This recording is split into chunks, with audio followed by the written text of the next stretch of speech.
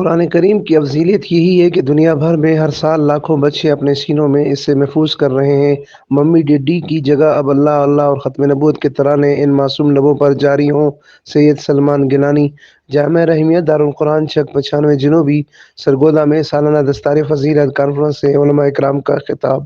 معروف شاعر ابن شاعر سید سلمان گیلانی، علامہ سید حفظ الرحمان شاہ، علامہ خبیب گمن، ڈاکٹر مفتی محمد حسین حافظ ابراہیم گوندل و دیگر کا خطاب۔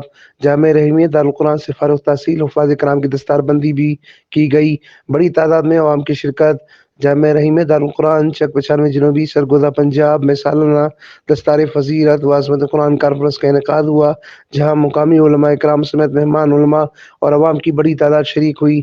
جہاں معروف مدح رسول شاعر ابن شاعر سید سلمان گیلانی، علامہ سید حفظ الرحمان شاہ، ڈاکٹر مفتی محمد حسین، جامع بانی و متمم مولانا حافظ محمد ابراہیم گوندل نے خطابات کیے۔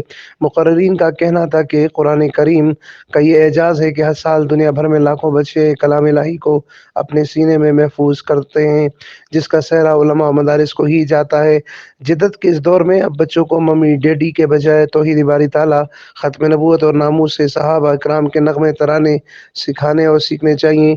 دستار فضیلت کانفرنس میں حافظ محمد ابراہیم گوندل نے جامعہ کی سالانہ رپورٹ و کارکردگی بھی پیش کی۔ امین فاروقی، فارسٹون نیوز۔